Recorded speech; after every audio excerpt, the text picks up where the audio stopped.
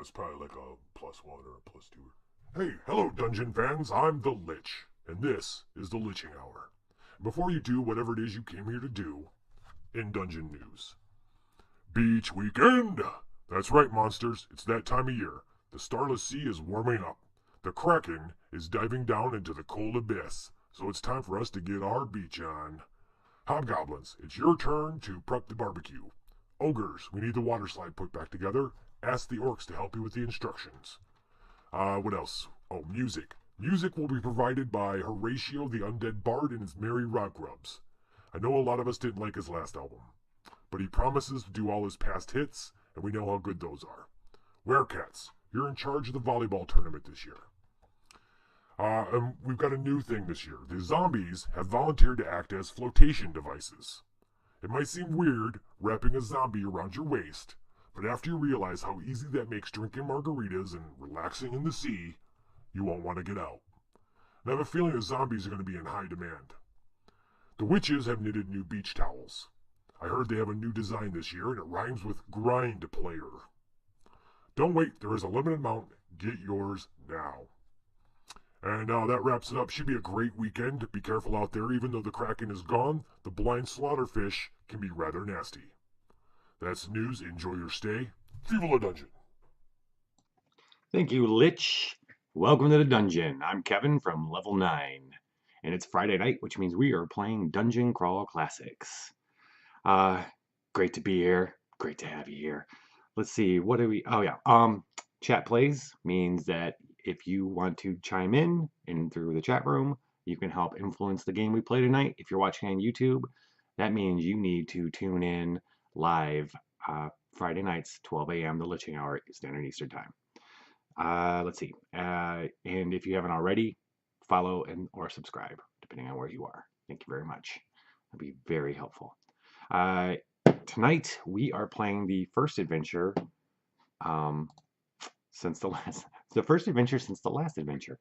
This is the first episode in a new adventure, a Dungeon Crawl Classics official adventure called Tower of the Black Pearl by Harley Stroh. Awesome adventure writer. I'm looking forward to playing this one, as always. We have a little catching up to do, though. So sit back, grab a brew or coffee or whatever it is you drink at 12 o'clock Standard Eastern Time. And let's tune in to where our heroes are now.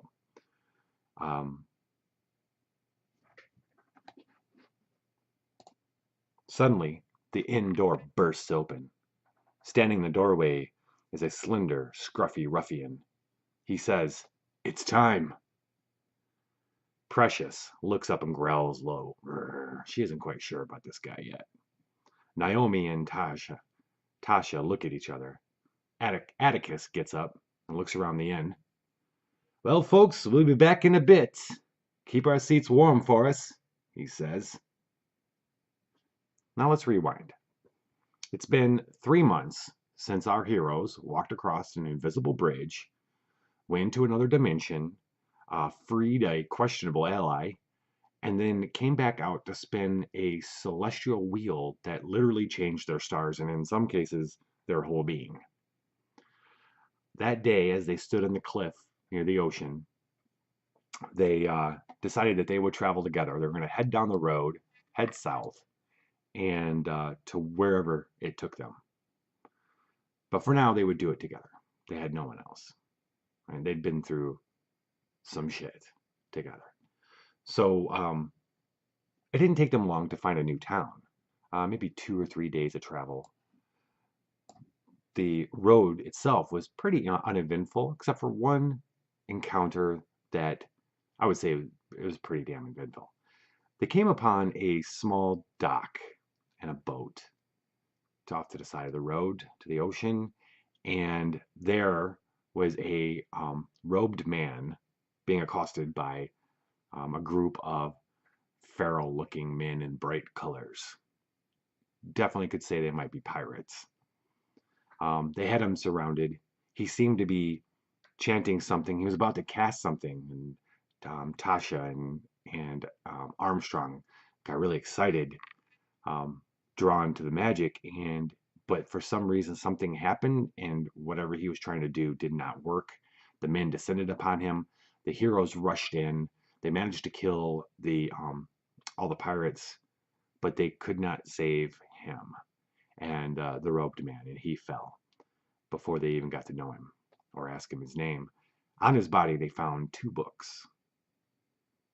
Later that night at the campfire, Tasha, if you remember Tasha, that's what she likes to be called now.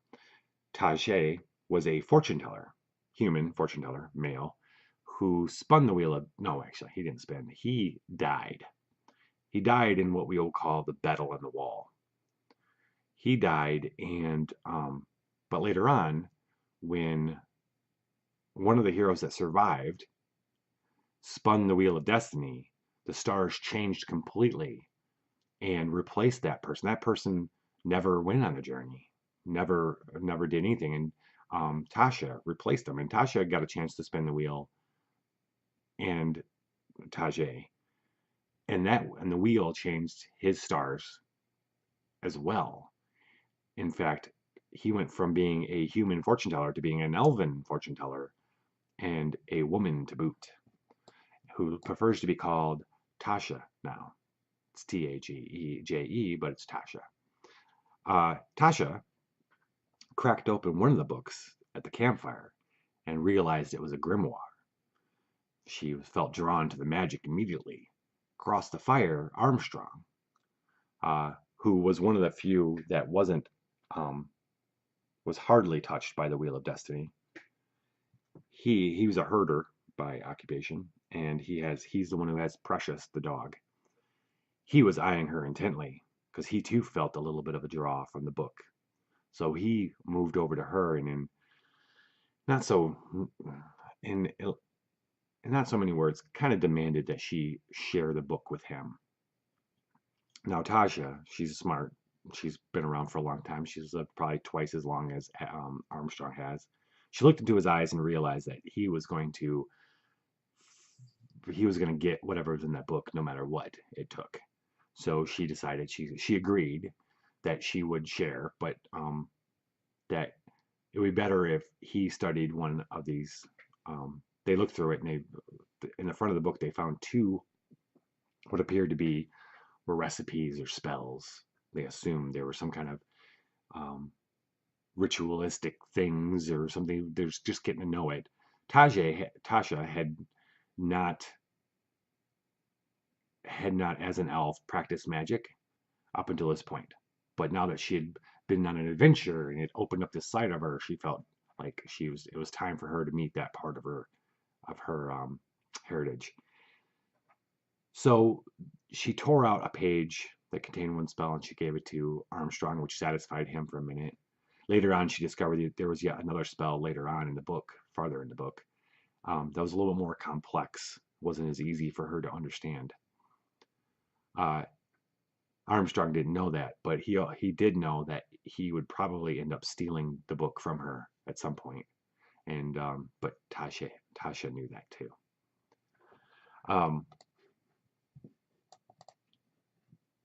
The other book contained what looked like maps and astrological signs in a sigil, an odd sigil.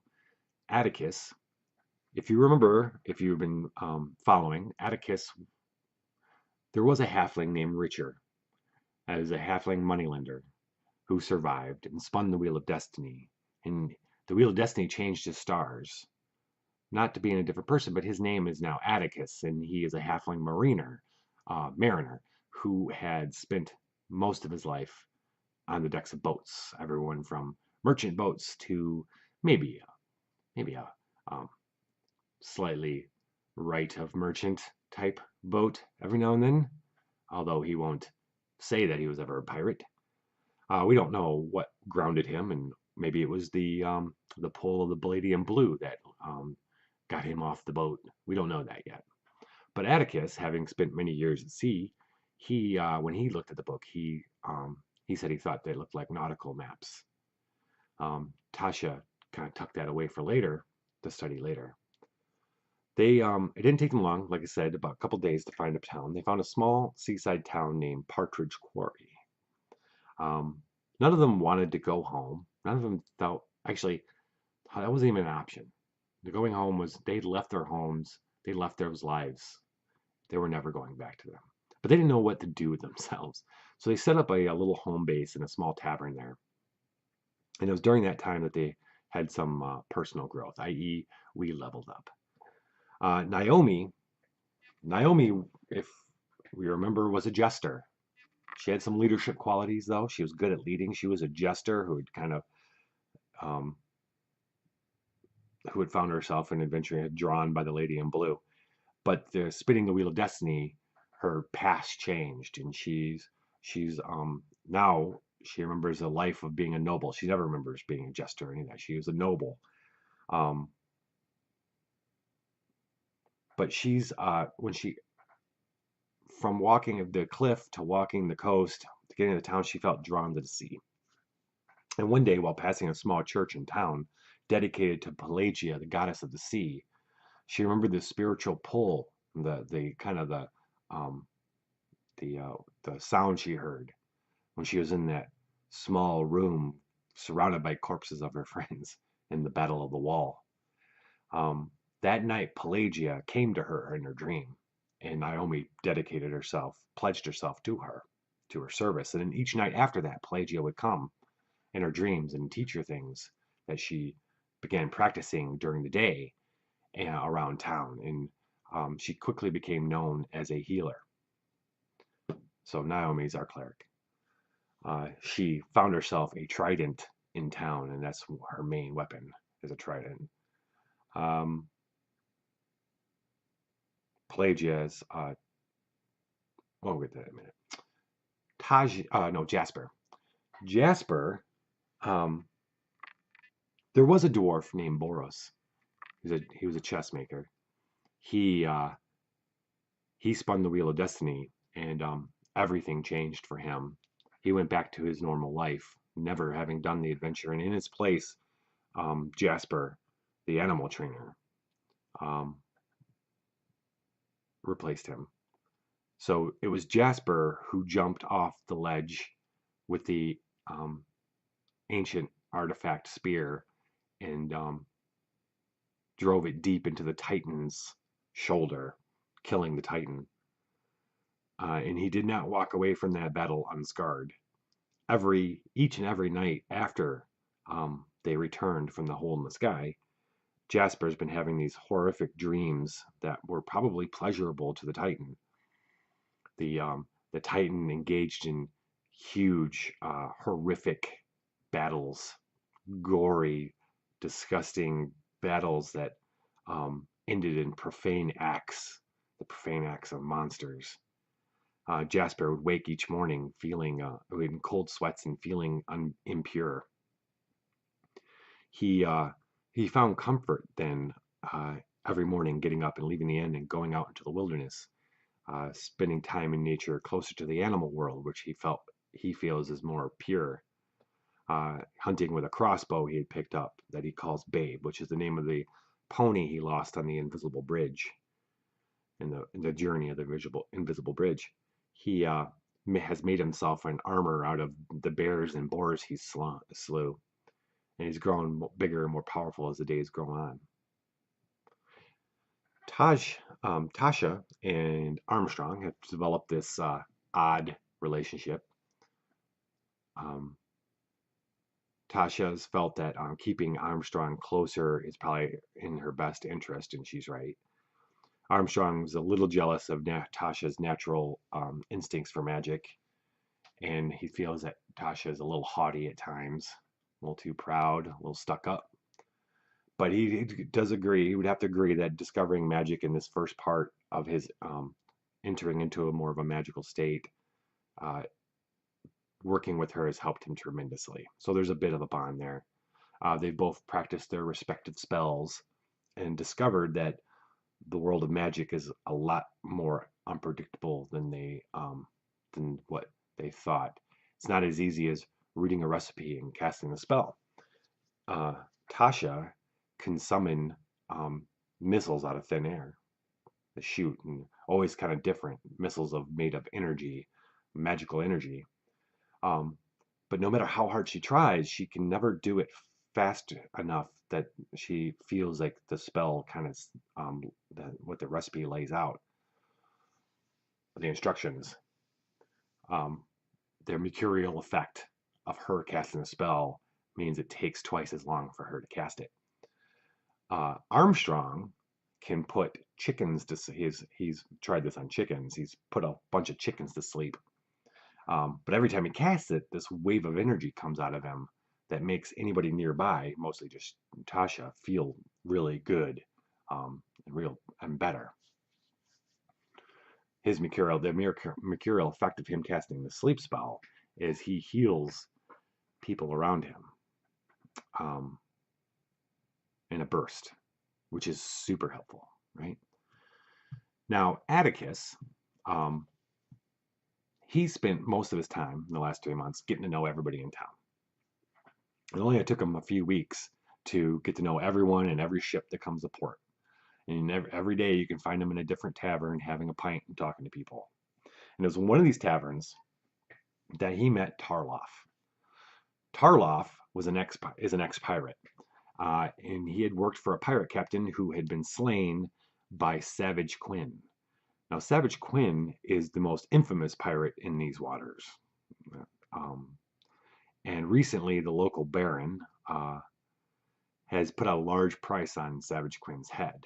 And rumor has it that in response, Savage Quinn has released all of his pirates except a few and is on this wild final treasure hunt. That's what they hear around town. Well, Atticus has mentioned the other book to Tarloff, and they became obsessed with figuring out what it was. Because Tarloff, well, we all know the sailors love their legends, right? They took it to a local man who professed a love for astrology, and with his help, they discovered that it was a map to an underground location. Underwater location. And it didn't take long for them to realize that they might be holding a map to the Tower of the Black Pearl. It was a legendary tower that stood for centuries until the sea reclaimed it. But rumor has it, legend has it, that when the moon and tides are just right, the sea will back off and reveal enough of the tower for you to go in. And inside is this gigantic pearl, gigantic, that is worth a king's ransom, but means doom for any thief who's brave enough to steal it. And all the calculations in the book is calculating when that was going to be revealed. And of course, obviously, it's all tonight. Atticus quickly rounded up his companions. Each of them was really glad to finally get a chance to use the skills they've been kind of developing. And that's where Tarloff, coming in, has joined the party. Tarloff has joined the party. He's a thief. And we are going to be off into the ocean to find the Tower of the Black Pearl. Jasper is our warrior. Naomi, a cleric. Atticus, the halfling. Tasha is the elf. Armstrong, she's got magic missile. Armstrong is a wizard. If you haven't gotten it yet, okay, we'll go through alignments really quick because I do consider alignments a lot in the party. I try to. Armstrong is, if you haven't guessed, is the only chaotic one. He's chaos. And I have a feeling that's going to play a lot into our story. Not necessarily tonight, but over time. Naomi happens to be neutral.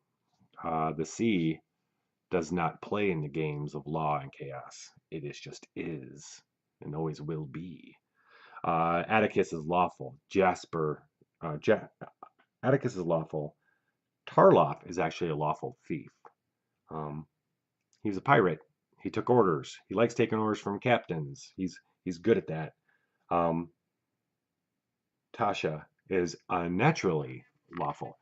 Elves in Dungeon Crawl Classic are mostly chaotic because they live too long to have any kind of messing with any like form of ethics and morals, human morals and ethics and law kind of thing.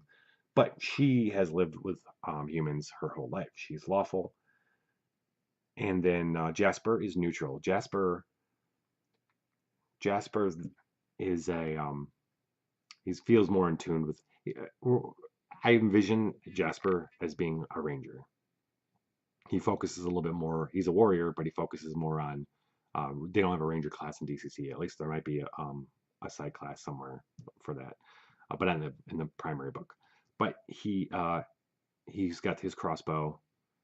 Anything else interesting about these guys? Like Atticus has got 2 hand axes. Halflings in Dungeon Crawl Classics are dual welders. They don't suffer too much of a disadvantage at dual welding. Let's see. Tarloff, he's just a dagger and sling kind of fellow. Armstrong, he's not. Armstrong is terrible in both strength and agility. He is our Raceland to a degree. And then Tasha's got a short bow. She's actually pretty agile. And a tarot deck for, when she needs to. Yep, and that's pretty much where we are. Let's get these guys on their adventure. They rush out of the tavern into a boat they had set up nearby.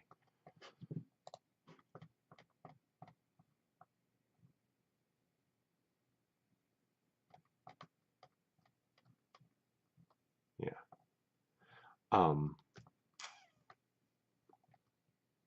The dark sea rolls, solemn and quiet beneath the bone-white moon. The old maiden of the sea, waxing full, seems especially close tonight, its reflection unbroken on the gently rolling waters. Dim lights of town twinkle in the distance. When the wind is right, they can still hear sea chanties being sung in the night. A cry goes up from the front. Atticus has sighted something breaking the waves' surface. Could it be the fabled tower? With wide grins and bright eyes, they bend their backs to the oars. The tower rises from the sea like something out of a fairy tale. And yet, it must be real, for waves crash against it just as they lap the planks of their skiff. Snarling gargoyles crown the 4 corners of the tower, peering from coral-encrusted battlements. More worrisome than the eldritch tower or the snarling gargoyles is the worn longboat moored on the far side of the tower. Squinting through the darkness, it seems that the deck of the longboat is empty. We're going to sneak up. We're going to go real nice and easy because both Tarloff and our Atticus are seamen. We're going to roll to see if we can sneak up without making any noise to dock at the top of this tower. And our first roll of the night shall begin. Hello, dice thing. One of these days, I'm going to get a new dice thingy. I promise. I'm going to give both Tarloff. Okay, so that was Atticus and Tarloff. Okay, 17. Tarloff, Atticus tries to keep the boat steady. Tarloff takes over, and together they are able to. So, yes. What I should have did there was roll one time and add someone's modifier to it, but it's all good. They managed to quietly move up on the longboat and then tie off really, really quietly. Tarloff goes, shh, and he jumps over the battlement. He sees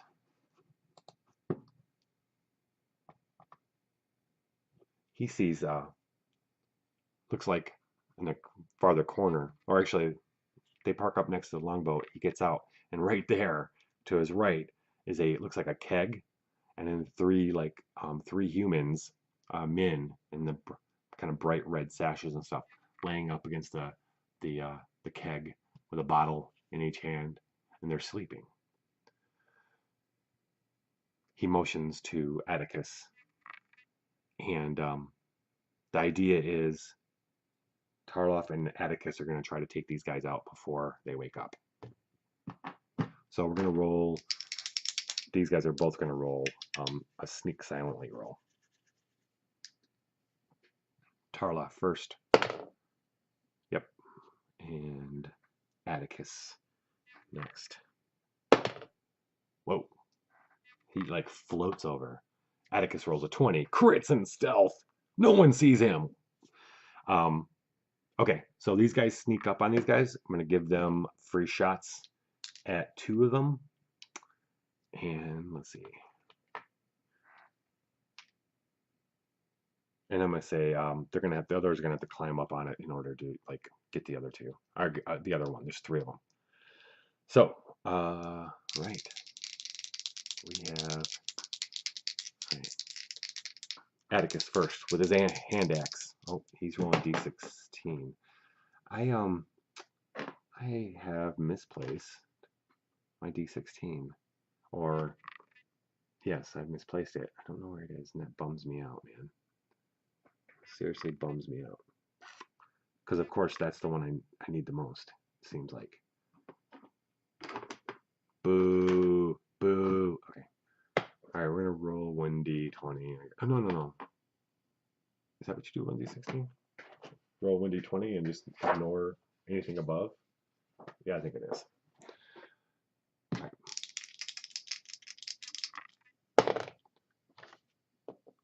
7. 7? What's this guy's armor class? 11? Come on. All right. He the stone's a little slick. A little more slick than he imagined. He slips a little bit. Not a fumble. He didn't roll a fumble. But his axe comes down, but it slides off. It hits somebody's armor. Maybe he didn't realize that the guy's wearing a little bit more armor than he thought. Or hits the bottle or something. But he doesn't hit him, the pirate. Tarloff, with his dagger. We're going to count this as a backstab. Holy moly. 9 is, right. Let's see, it's going to be 9, 10, 11. Okay, so he just barely does it. Automatic crit. That's 1d10. I'm counting it as a backstab. 1d10. 8 points of damage. I don't even need to roll on the crit table because I'm pretty sure this guy. Yeah. The others wake up. Especially the one that almost got hit by Atticus. Oh, God, yeah, grab. They're getting up, grabbing their weapons.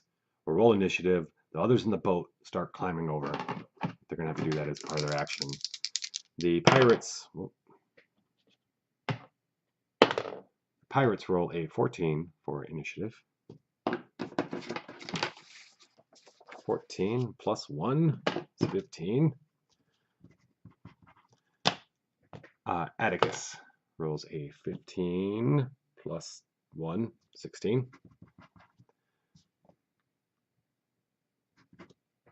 Tarloff, 11 plus 1 is 12. Jasper, 11, 13. Naomi, 18, 19. Armstrong, 4. And Tasha, 5. All right. I gotta watch the whole camera shaking thing. This bugs me. Let me see how. Yeah. I watch when I'm writing. That's when the shaking happens. Okay. Naomi's first. She's going to clamber over the side of the battlement to get into the top of the tower there. While she's doing that, that's pretty much her action. She does that, and then Atticus takes another shot with his 2 hand axes at the guy he'd missed. Right, that one's a 13. That one's a 15. He hits both of them. Hits with both. 1d6.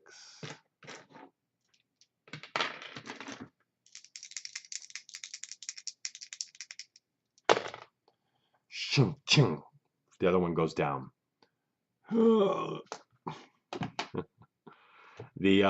one that's up and awake, he comes swinging at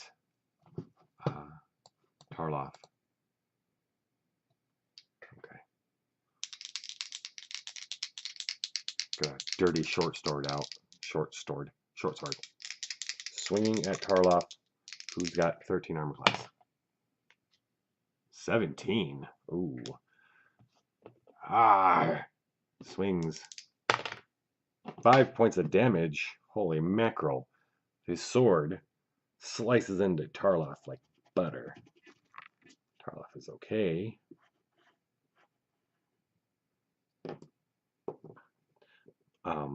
But hurt, for sure.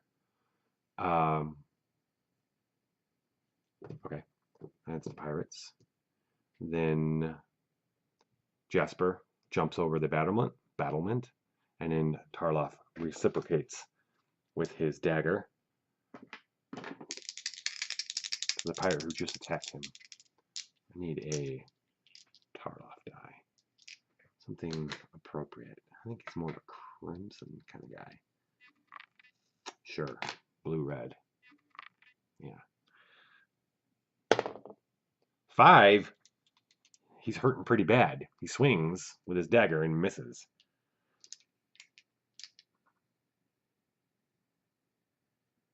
Then Armstrong and Tasha both climb up out of the boat onto the tower. And we're back to the top of the hour. Atticus turns, sees his friend Tarloff stabbed, and the pirate's hot on him in his face. He leaps with his 2 hand axes. One is not. 11's on both of them, which is good. So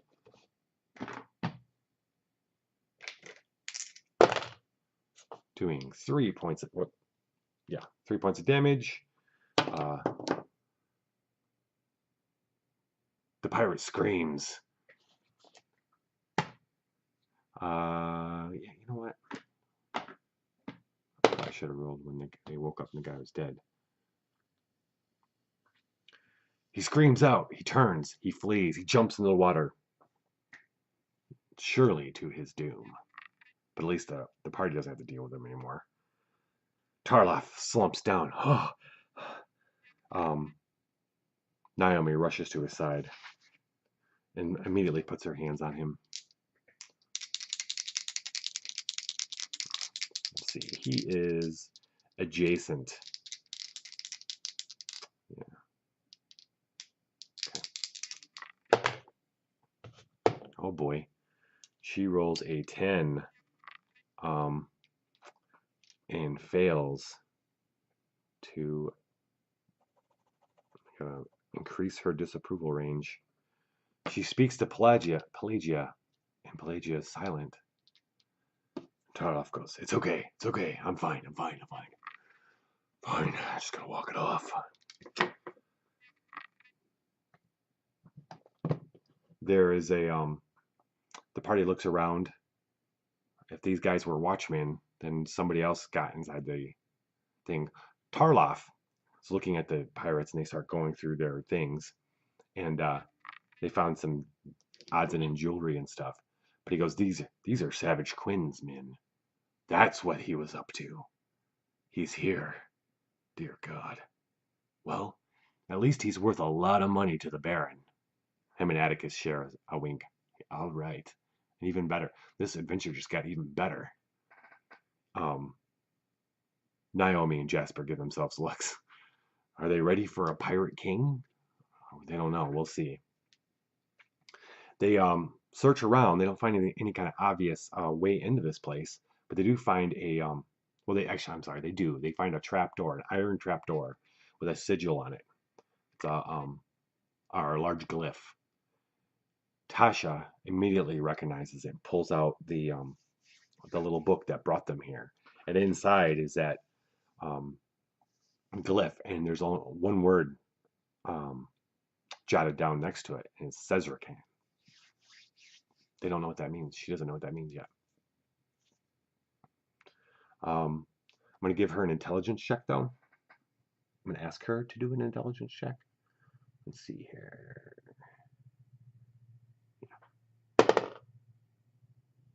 And she gets dumber.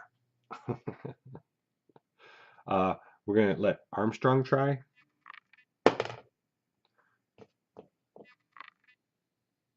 Okay. Is that a 9 or a 6? That's a 6. All right. They all stand there staring at the glyph, and then there is a lock. So after a few minutes, Tarloff, after he's done looting the other pirates, he gets down and attempts to pick the lock.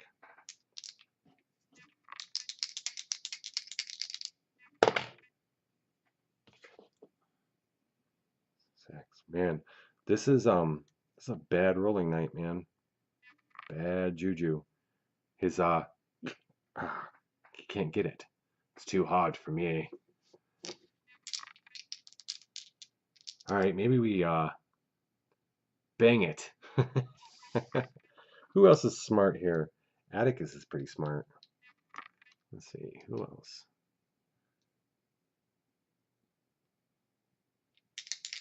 Okay. Atticus. We're going to roll an intelligence check on Atticus. Atticus goes, wait. He sits down and he takes his finger and he traces the sigil. And sure enough, we hear click. He looks up and he grins at Armstrong and Tasha and gives him a wink. It opens up, revealing a iron ladder. And so, let's see, Naomi is in chainmail. She's the most heavily armored one here. And Naomi feels as if she's leader. And no one is really arguing that. They all trust her. So she's going to be point lady, point person.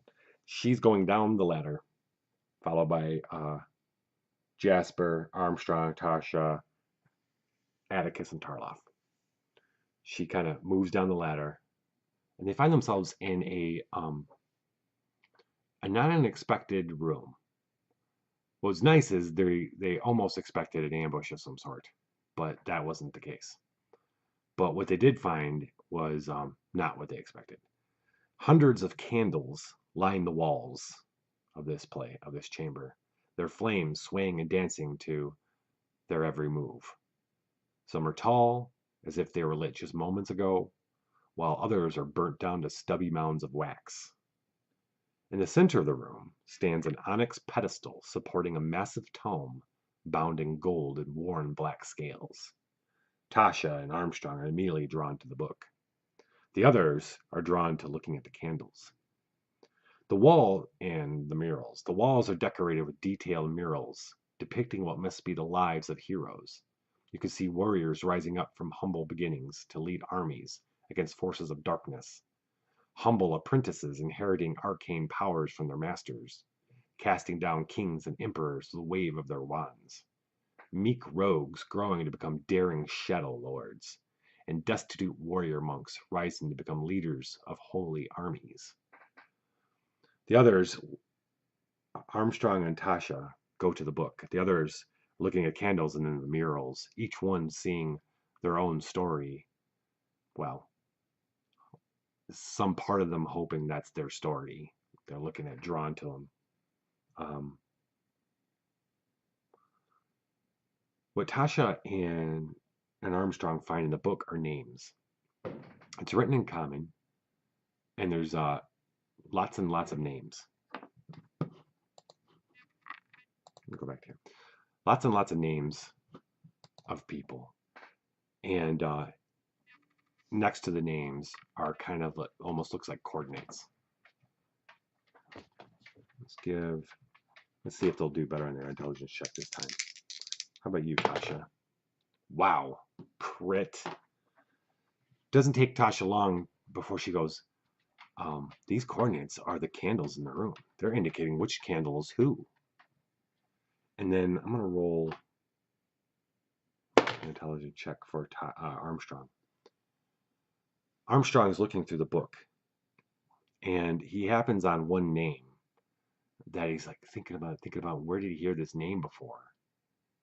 And he remembers that it's a name he'd been told a story of, and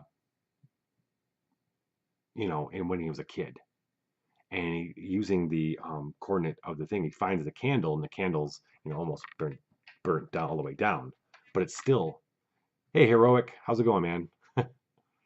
The candle is who's letting off fireworks in my neighborhood? Hopefully that doesn't freak my dogs out. It's not 4th of July. It's not New Year's Eve. All right. Anyway, he finds this one name that he recognizes that he'd heard from stories when he was a kid, and he finds this candle, and the candle's kind of small, it's still burning, and it doesn't take Tasha and Armstrong long to realize that the book is full of names of heroes. That's what they're assuming based on the couple of names, and they call the others over, and sure enough, Atticus finds one that he'd heard of this one. He's a famous warrior captain who fought pirates, who goes around fighting pirates and adventuring and stuff. And they start going through, and they flip all the way to as far as they can in the book. And sure enough, they find Atticus's name. And they find the coordinate of the candle, and it's a long candle. And they find Tarloff's name, and they find Tasha's name, and all of them have long candles. Armstrong takes a step back, and he's thinking way too much. His name's not in the book. Why? And he's looking around at the murals of these walls of these heroes doing these big things, and while he feels like there's something big in him to do these big things, he doesn't feel right with the way everything is played out in there. These aren't his kind of heroes. But why is he not in the book? Maybe because he's an outsider. Yeah, so there was a huge Heroic. So I put these up on YouTube right after I do them, if you want to check it out. But there's the first half hour of the session, I kind of gave a backstory of the last 3 months of what these guys have been doing.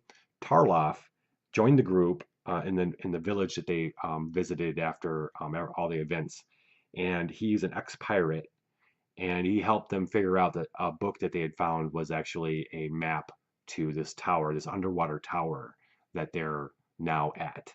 And he's joined the party as a rogue or a thief. Which is coincidentally enough, we needed a thief. He's a level 1. He's new. Yeah. So him and Atticus kind of hit it off. And Atticus turned out to be a halfling mariner, by the way. Just kind of like side note. Tasha is no longer Tajay. She prefers Tasha. Just to kind of level set you. But what the party realizes is that they're, and then once they realize and everybody gets it, they look around and all these candles are all people, the lives of people. Um, and I mean, if we extinguished one, would they die? I don't want to try it. I don't want to try it either. Even Armstrong is like, I'm not gonna try this. Even though Naomi and Jasper are wondering why they're not in the book, while Atticus and Tarloff and Tasha are in the book. And it's because these are all books of lawful heroes in the land. But there's hundreds of candles. So there's a little bit of awe that they're there. Like whoever, yeah, no problem. No problem, Heroic. If uh yeah, but you can check it out on YouTube if you want to see the whole spiel because there's a little bit more than that's been going on. But as it stands right now, they're in the Tower of the Black Pearl, a legendary underwater kind of tower was standing for centuries, and of course, only one night when the stars were right that it reveals itself. But someone else is there with them deeper. It's got there before them. What they think is the pirate, the infamous pirate Savage Quinn has infiltrated the castle as well, the tower.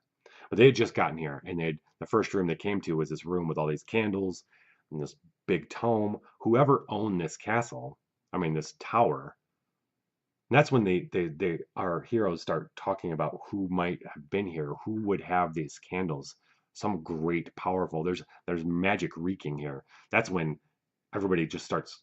I mean, especially Armstrong and Tasha, they start looking around and realizing that they didn't need torches because there's lit candles, and they can tell that the candles are not the candles, but there's actually sconces and stuff that are lit by magical fire. Uh, that's not normal fire.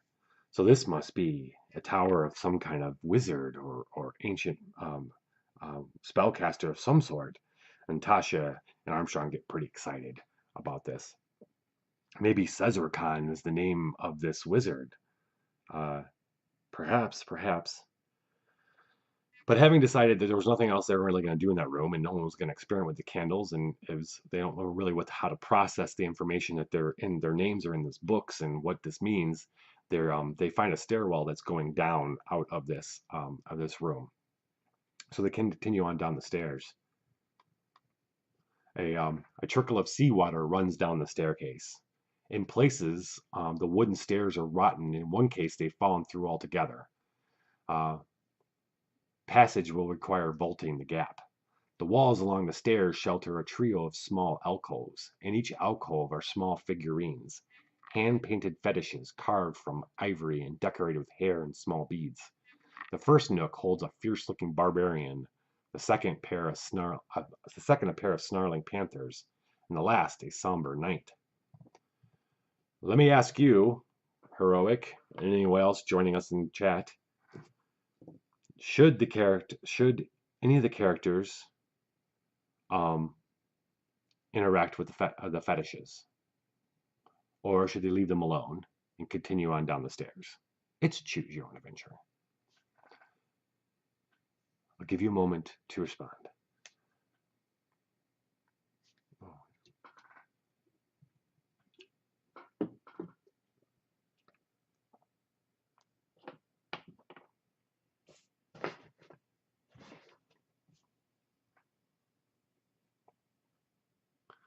Daring. So daring it is. Who would be the most curious one? Probably be the thief, right? Oh, but however, Jasper Jasper's kind of our ranger. All right, he's drawn to the animal kingdom. He's been having heroic. Who Jasper's the one who ended up being. He took over the cosmic place of Boros. He's the one that killed the Titan, and the price of killing the Titan has plagued him with nightmares. These horrific nightmares every night, and every day he's been drawn to the animal world because he feels that's more pure. He's become a little bit of a ranger, and he was the animal trainer, right? He Tarloff is eyeing the stairs. He's got a thought on the stairs. everyone else kind of knows is thinking about that. Jasper's kind of drawn to the panther fetishes, and he reaches out and he goes to grab one, and suddenly they come alive before his hands can even touch them. They come snarling, and they all jump, and then he hears something else, and another one jumps out. The somber night. No, what's the other one? The we got a knight, and oh, yeah, the barbarian, the fierce looking barbarian, um, jumps out. Well, actually, they're not jumping. They come alive. We're gonna roll initiative because these things don't look friendly, and they aren't. Um, Crazy stone fetishes are rolling a 2 for initiative.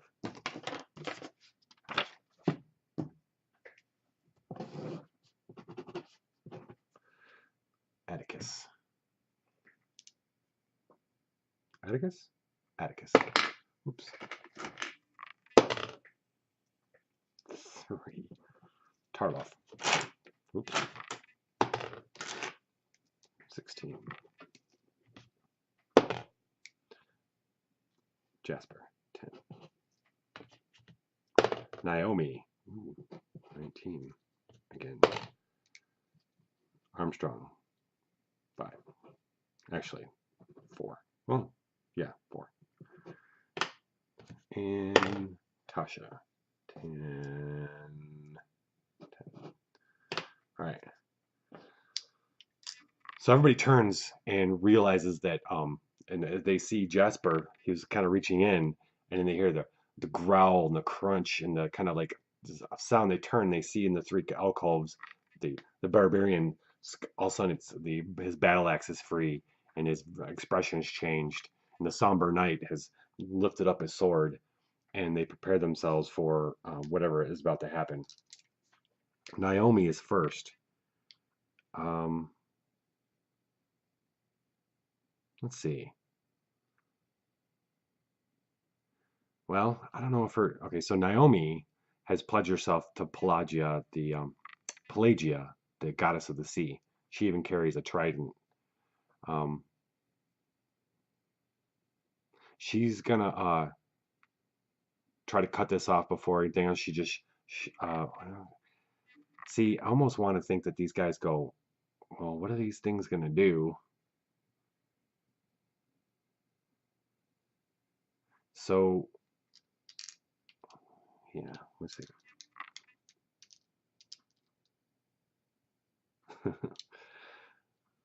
Well, we don't know what these things are gonna do.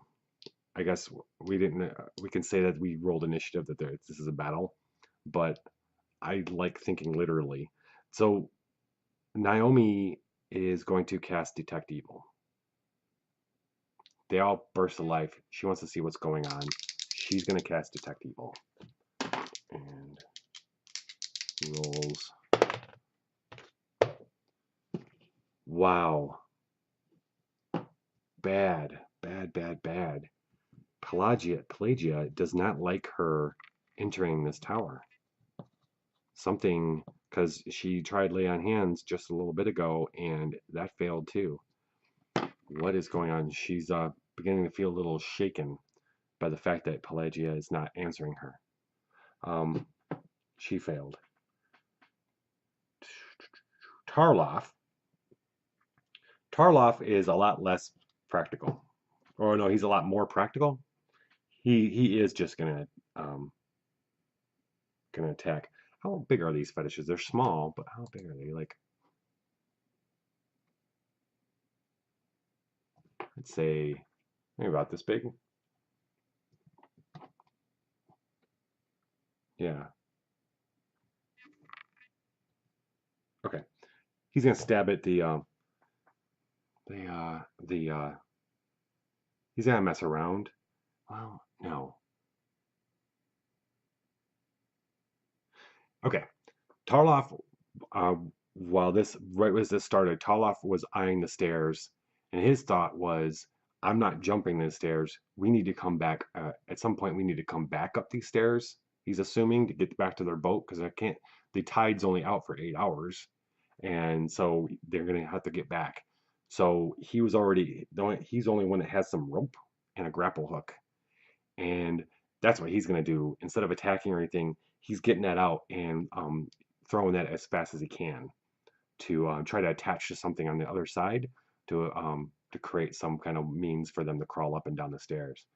Um, he's going to be doing that. That's not going to take a roll. Well,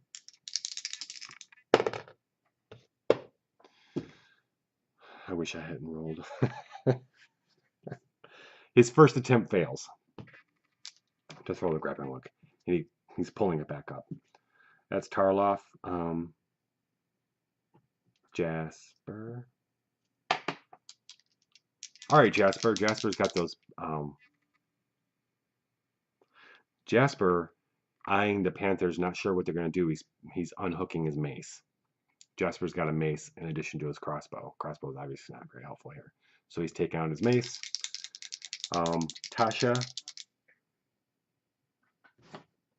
with me rolling, man, I feel bad. I don't know if I want to be casting spells, but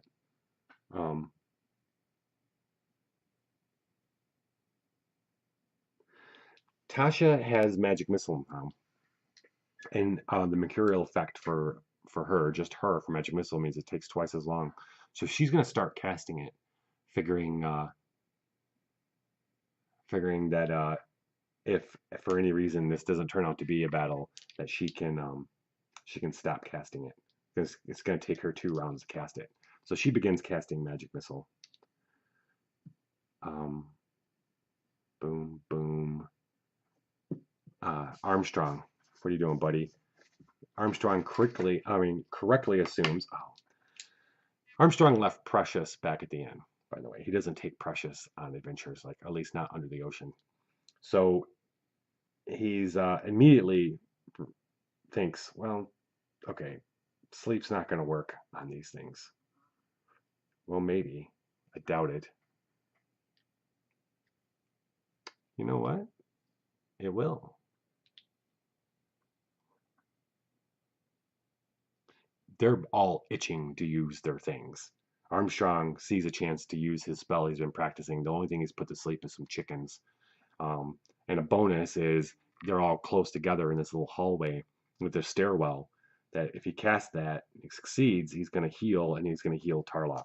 His mercurial effect for casting sleep is a wave of energy that heals those around him.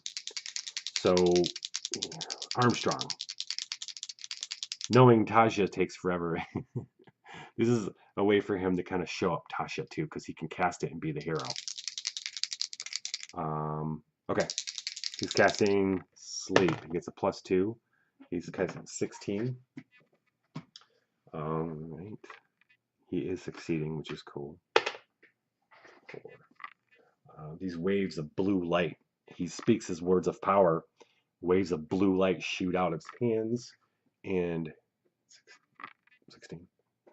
Up to 2 targets within range must save or fall asleep for 1d6 turns. Okay. So the barbarian and the well, I guess the snarling panthers will count as one kind of thing. So snarling panthers is red and barbarian is the purple. And they need a will save versus, oh, they're -5 will. Wow. Cool. That's 11. They got to beat his spell check, which was 14. So that one, the barbarian, and okay. He cast that. The waves of blue energy.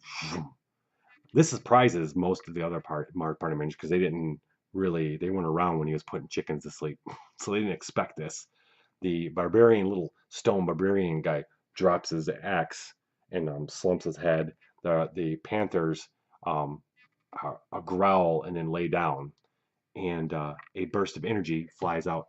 The blue energy comes with kind of a healing wave that does 1d6 healing for Tarloff. So Tarloff gets 2 points.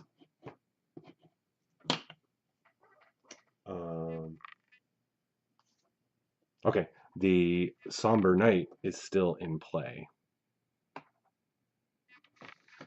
Where did my sheet go? But that's okay. They're going last. Next up is Atticus. This all happens, and Atticus is like, "What's going on?"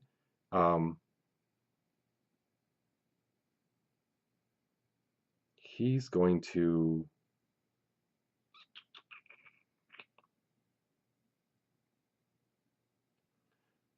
He quickly sees that the barbarian's done sleeping. The panthers seem to be out. The knight is getting ready to jump out of its alcove. Atticus is kind of coming up the back, so he's going to attack the knight with his hand axes. He's rolling 2d16. That has to be 11. These things of AC is 14. His hand axe, it parries him. It parries his hand axe, one of them, with its sword. It's a little stone sword. Now it's its turn, and it leaps out at Atticus. How dare you attack me, my lair, my home! Atticus's arm class is 13. This thing gets a +1. 5. Atticus manages to parry back. Ching! Ding! What's a good movie with fighting little things? Keep thinking, I guess Night in the Museum, but there was one before that. But anyway, back at the top of the hour, Naomi, impressed with Armstrong, gives him a nod, and then is going to move up, drawing out her dagger, I suppose. Move up behind Atticus to get kind of in position to attack next. Tarloff throws his rope again and misses. Am I in die rope? Yep. And he misses again. And then Jasper, the Panther's going to sleep. He's got his mace out. Let's see. So I said that the knight had jumped out at Atticus. What does that mean? He missed. Okay, Atticus hit it, and it fell on the stairs. And then Naomi moved up. Armstrong really can't get in there. Well, he's not going to do anything this turn. Not Armstrong, I'm sorry, Jasper. Okay, Jasper's out. We really only have Atticus and yeah. So Tasha isn't going to do it. Oh wait, Tasha is casting. Her magic missile's coming back out. So let us roll for her. I should have rolled the first time, but she boofs and forgets magic missile. That's always awesome. Is when I have this bad habit of rolling really bad for a wizard or a spell check right in the beginning of an adventure, and so that they lose the spell. But she'll be able to use spell burn to get that back throughout the adventure. So, okay, Tasha, then Jasper, not Armstrong, not okay. All right, and then Atticus is back. Atticus takes another swing at this thing with his little hand axe. You know what? Armstrong, before that, Armstrong is feeling himself, right? He just cast it. He put 2 of them asleep. He turns, he sees the other ones still not asleep, and they're fighting him up at the top, a little further up the stairs. He casts it again. Little does he know that I'll be rolling for him. All right. That's a 12. That's a 12. Um, and it's got to make a save at -5. It rolls a 1. The knight slumps and falls, and it's a good thing that he was able to put these things to sleep because they're going to be not incredibly hard, but they're going to be pretty tough, being made out of stone and all. He casts it. Oh, and that's another healing wave for 6. Nice. Tarloff feels way better now. Tarloff feels so good. He makes he throws a grappling hook and it wraps around it. He connects it to like an outcropping kind of thing on the bottom of the wall at the base of the stairs. There's this gap, about 7-foot gap, and there's a kind of a wood landing, and then there's stone, and there was a statue of something kind of carved into the wall there, stone coming out. He's caught onto it with his grappling hook, ties it, and he ties the rope off to one that's on their side. He says, "Well, we're ready. We should probably get going." We're gonna roll for everybody to go across this rope. Should we just jump? I don't know. I would suggest using the rope. So they're all gonna go like this to go down the rope. It's pretty easy, but we're gonna roll just in case. Naomi rolls because she's got chainmail on, and she actually gets -5 to checks. So she's first up, and everybody's got to grab on the rope to make sure she doesn't fall because she's about to fall. Yeah, because she rolled 3. I was giving him a DC of 5, and she's failed. Oh, that's a D12. All right, let's try this again. All right, -5 is 5. She just barely makes it. Sleep is a good spell. Typically, something like that, I wouldn't think they were susceptible to sleep, but I'm glad they are because they take a damage reduction of 8, and these guys hardly do 8 kind of damage. So, except for Atticus, if he can hit with both his hand axes, but even then, that's a lot. All right, Naomi makes it. Jasper makes it. Atticus, what are you doing, buddy? He doesn't have the rope well. We're going to give him a reflex save to save himself from falling.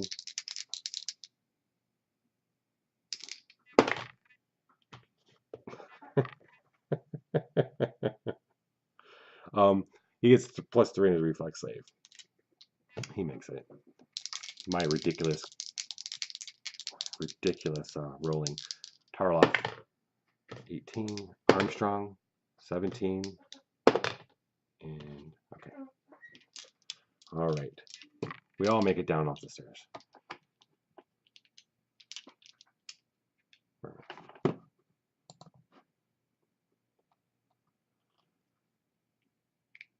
When they make it down, they kind of land. They're kind of right there at the stone part of it.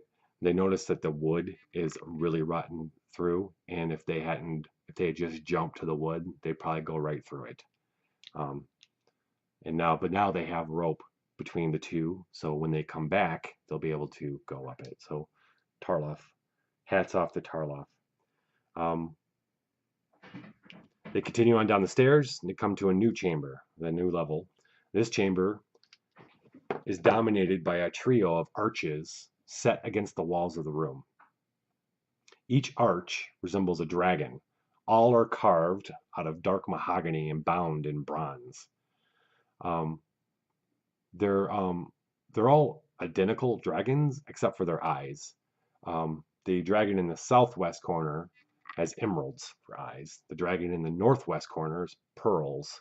And the dragon in the northeast is missing its gemstones, and the eye sockets are empty. Beneath the arches are flat slabs of blank obsidian instead of a doorway.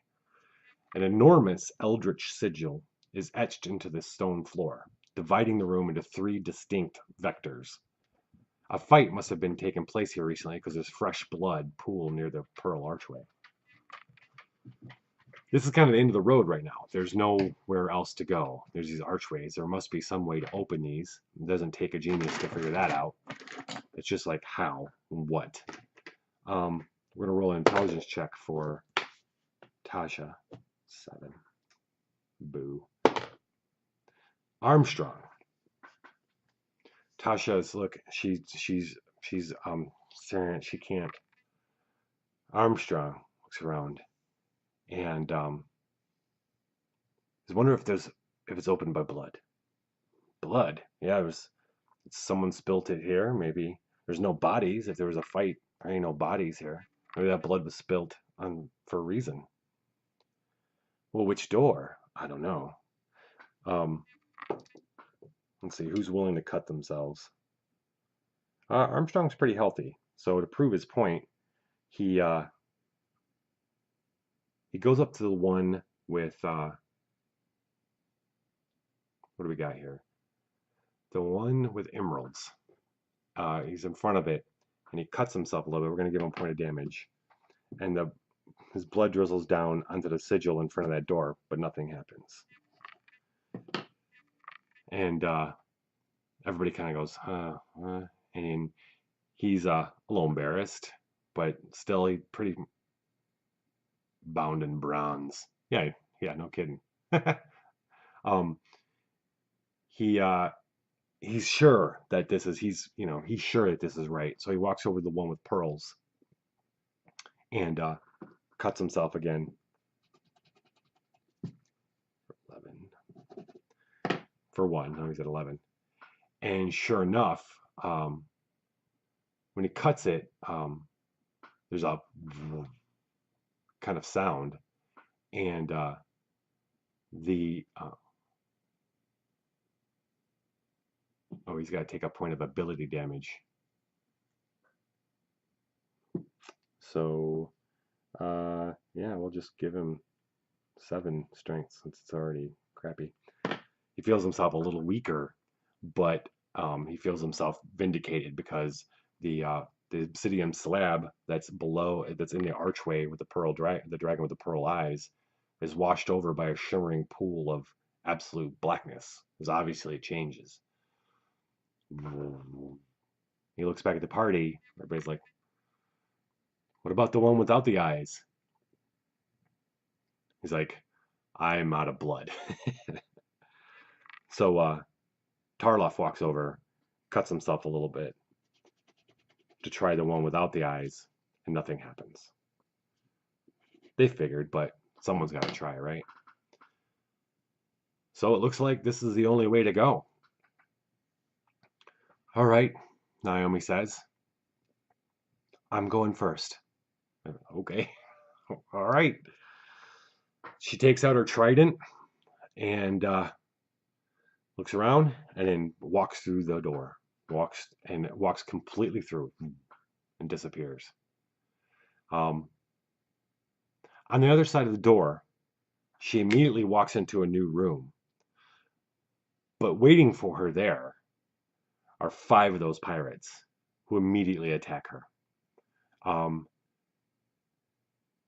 She's basically surprised. She's going to have to deal with them. There's going to be a round of them attacking her. This is not an unfamiliar place for her. And this time she's way better armed, though. This time she's not going to... last time she barely survived the battle of the wall. This time it's going to go differently. Well, I hope, for her sake. So she walks out, 5 pirates all waiting there for her with swords, and they immediately attack. Luckily, her chainmail and demeanor, she got an armor class of 16. Yeah. We'll roll 5 d20s.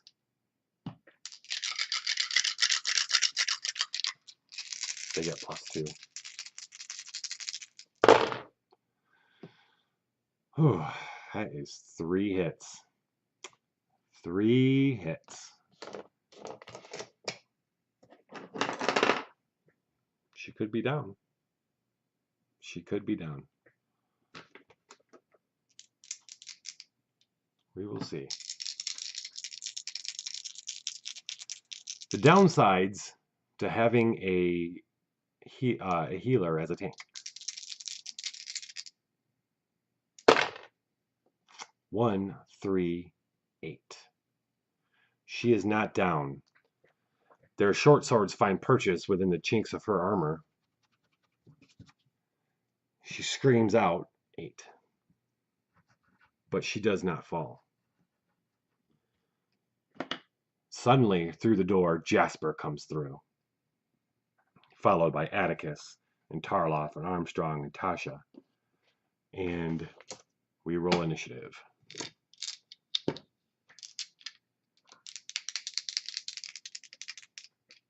Pirates. Whoops. 17. With +1. Oh boy. We'll go Naomi. 19. Nice. 20 actually. We'll go Atticus. 9.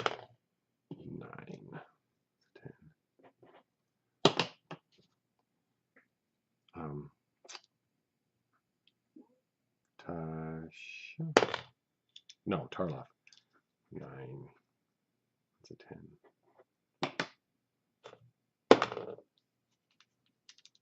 There's Jasper. 12. 13.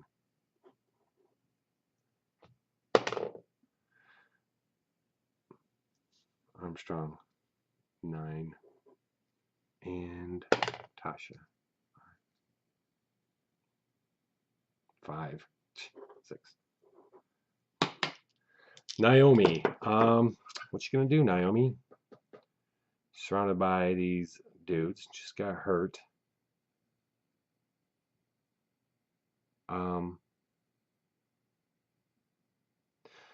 Naomi's gonna fall back and cast lay on hands on herself. She's gonna fall back. She's gonna say, Pelagia, are you here with me? Help me. She's gonna fall back and do one of these back behind Jasper and Atticus. Yeah. Kind of fall back into her friends. And she's gonna cast. This one's been rolling pretty good. Wow. Holy mackerel. Her god. That's 8. She needs a 12. Damn. I don't want to be burning 4 points of luck. Again, Pelagia does not answer her. Maybe Pelagia is a bad god for her. Or goddess. The pirates are up. They are faced with many more people now. They did not expect. Let's see, who's leading the crowd here? What did we say? Jasper, Atticus, Tarloff, Armstrong, and Tasha. That's how they came in. So, let's see. Jasper, Atticus kind of move in. Tarloff kind of comes in. Armstrong and Tasha come in. I'm assuming Naomi was kind of like, she came in and was kind of in the middle of the room, and they came in around her. They are going to, Jasper comes in, he's got hide armor, bear and boar, and then you got Atticus with his 2 little hand axes, and Tarloff's a little bit more like a pirate looking. They're going to, a couple of them are jumping on Jasper, for sure. They are not fair. We're gonna roll 2. One of them hits for sure. 1d6 with the short sword, and of course maxes out. That's great. Jasper takes one in the shoulder.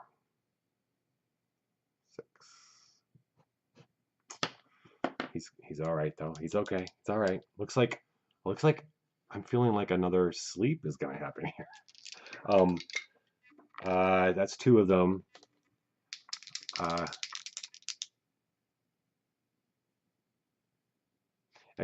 Yeah, I feel like 3 were gonna attack Jasper. 14, 15. Yeah, yep, that one hit him too. 2. Jasper's hurt. That's 5. All right. And then one goes for Atticus. Another one's going to go for Tarloff. Ooh, one went for Atticus and hit for 1. Atticus definitely dodges. It's merely a flesh wound. Tarloff, 9. Tarloff parries with his dagger. Yeah. Okay, that was the pirates. Next up is Jasper. Jasper's got his mace out. He ain't retreating. He's got to take these guys out. This is life or death right here. He swings at 1. AC 11. And he hits. He's not the greatest at strength. But he does hit for 5 and bashes this guy's head right in.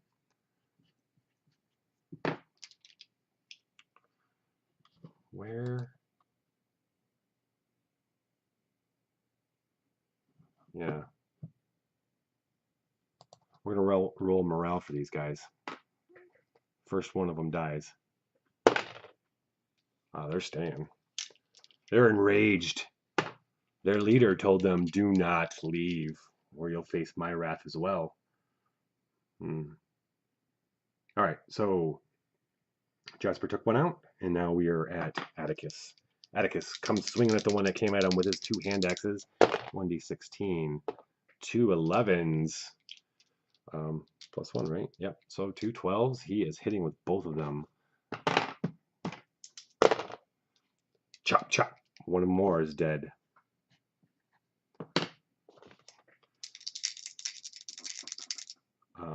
Tarloff, dodging deftly with his dagger, stabs at the one that attacked him and misses.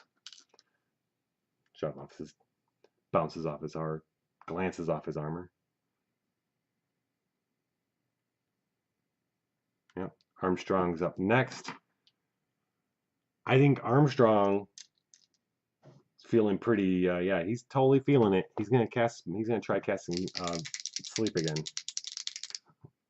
Oops. And he fails this time. Oops. Yeah, 6, 7, 8. He'd have to spend 3 luck. No. Armstrong goes to cast the words again, and suddenly he can't remember that one. It was right at the tip of his tongue. That one word, the next one after it just, and it fizzles out, and now he can't remember any of the words. And then finally, it's Tasha. Tasha came through with her short bow out, but I know short bow would be a bad idea. She came out with her dagger, but she's gonna demand that she, yeah.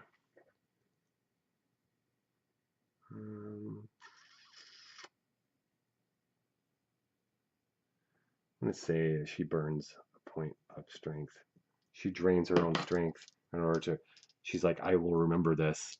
Armstrong. She sees Armstrong go to thing and sees him forget and realizes he did the same thing that she did. I'm sorry about the camera shaking like that. It bugs me. It's because I use my phone for the die cam. Be more careful. She's using spell burn in order to remember magic missile. She has to do it every time she's forgotten it. Spell burn means she takes a point off one of her attributes. She's actually literally, it's almost like blood magic. She's using a little bit of her own strength in order to funnel and remember the spell enough to try to attempt to cast it again. Rolls a 19. Plus 2, 21. So she remembers and casts it.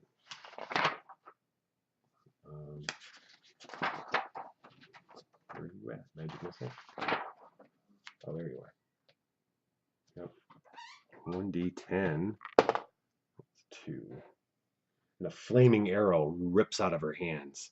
And she's like elated that it happens and gets a big rush. And it flies out and zeroes in on one of the pirates, hitting, let's see, 19 or 21. Actually, my bad. My bad. It's not one flaming arrow. It is 6 flaming arrows. Just kind of shoot out of her hands.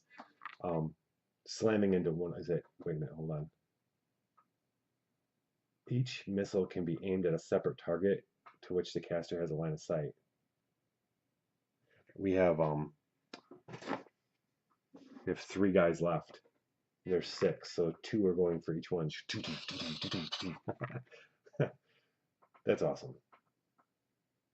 That's awesome. Do damage equal to 1d6 plus caster level. So they're doing 1d6 plus 1. I think that just finished them all off. Let's see. Yes. Everybody is astonished. They kind of back away as Tasha just obliterates all 3 of them. Boom, boom, boom, boom. A lot of respect has been gained for Armstrong and Tasha in just the matter of 20 minutes. The pirates all lay strewn about the room in various means of being dead. Hold please. Right.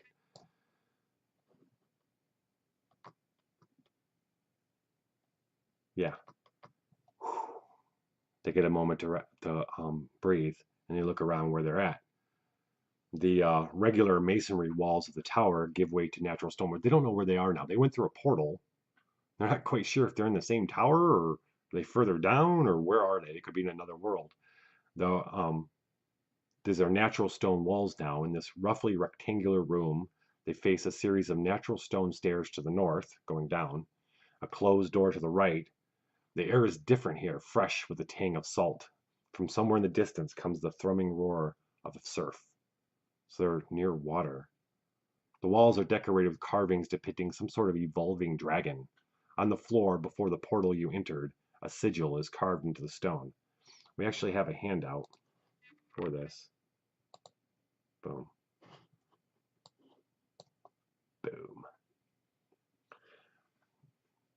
So, Tasha and Armstrong, this is very interesting to them. Everyone else is taking a break. Naomi, poor Naomi. Naomi is going to, takes a deep breath, sits down, is going to take a moment. She says, I need a moment. She's going to take a moment to recenter herself, and she's going to try to cast Lay on Hands on herself again.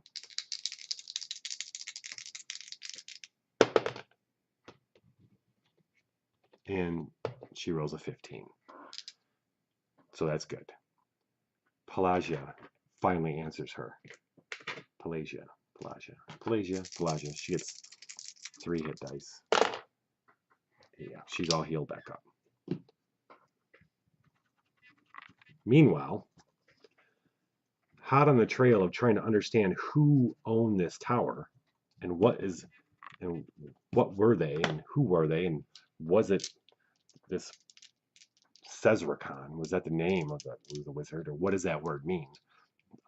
They're incredibly interested in what's going on with these murals. Well, they're sculptures. Some kind of evolution.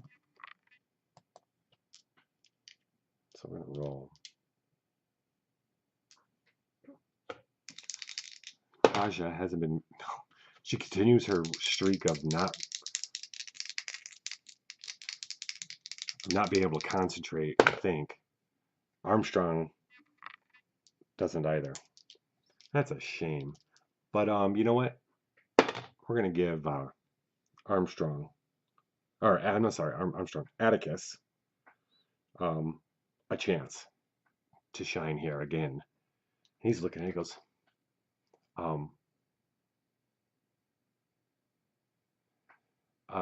you know, I have a feeling that this was it's obviously a transformation, but it represents the transformation of someone's power, of going from maybe just even human to the. I don't think he actually turned into a dragon, but the power of this dragon, maybe it's multi-headed because maybe he can, I don't know, different dimensions, or and he's just spouting off things that Armstrong and Tasha are sort of staring at him. This little halfling mariner is a lot more than he seems. Um, and after he starts talking, they start getting it that this is a representation of the whoever maybe owned this tower, of their path to greater power. Um,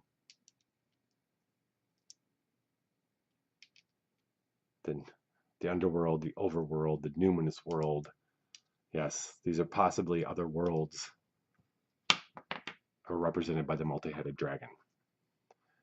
Um, yeah. After a minute, they kind of get their breath back. Naomi's healed back up. She Tarlef tells her he's okay. Armstrong says, I'm fine. Jasper's hurt pretty bad. So she's going to attempt to, and he is, he's the same alignment as her. So she's going to cast, she's going to take a deep breath and hope that Pelagia will answer her again to help Jasper. And she rolls a 12, which is okay. So that's 2 dice. He is D10. No, D12. D12. Yeah, so 6 and 6. Wow. D12, yeah. So he is healed back up. Thank Pelagia. Oops. And bouncy camera again. Stupid pencil. So, listening at the top of the stairs, they can hear the surf. That sound of surf comes from further down. The staircase goes down and curves around. Then there's that big door to the side. They decide they're going to check out the door first. So everyone's armed and they roll back the door to reveal a smaller room with no pirates. The air in this room is thick with the scent of mold. Rotting crimson robes hang from hooks on the walls, and several dark vessels rest on a rickety shelf. A seemingly endless series of runes are carved into the floor, walls, ceiling, covering every inch of the room. Resting on the floor in a shallow gold bowl is a rusty knife with a long curved blade. Obviously, some kind of rituals were done in here. And when they start going through looking through the vessels, they find objects in them. They pull them out, and no one's ever seen a heart or a liver or any of that. But that's what they are. But they're painted. They're painted black, and they're heavy. They're definitely obviously valuable. They split them up. There's 4 of them or 5 of them. They each split up each one. One's like a heart, one's like a liver, and one's like a spleen and a pancreas. Different pieces, different organs. But other than that, it's like, oh, we're gonna roll another intelligence check. Let's see if Atticus pulls it out this time. No, Taja. That was for Taja. Taja finally goes, I've heard a lot in her time. She's been around for twice as long as all these other people because she's an elf. She's been around enough to recognize the ritual behind embalmment, or like the taking care of a body. She goes, these are probably organs or pieces of a body. This is whoever this person was, either used this room to prepare corpses or his own corpse. We don't know if this is his organs or not. Other than that, there's nothing else in the room. Some kind of ritualistic embalming room. So that said, they're gonna, yeah, no kidding. You never know where liches hide their phylacteries. So they search again. They don't find a phylactery, unfortunately. They'll never find my phylactery, that's for sure. So they're going to continue on the stairs, and that is where we're going to end for tonight.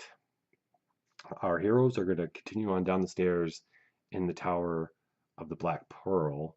The only about let's say an hour or so, or 2 hour, about an hour and a half has passed. They've got 8 hours. That's what the tide has last to get in and out of this place.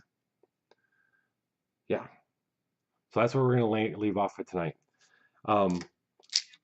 Next week we will continue on in the middle of this, and tomorrow night is Dungeon Degenerates.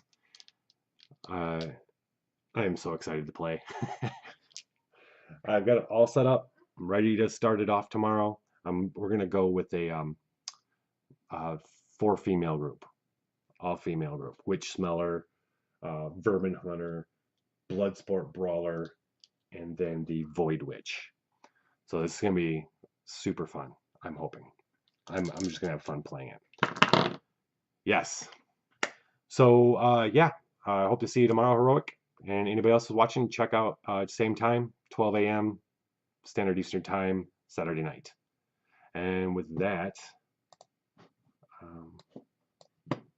oh, look at me. We're still on this thing. All right. With that, Viva la Dungeon!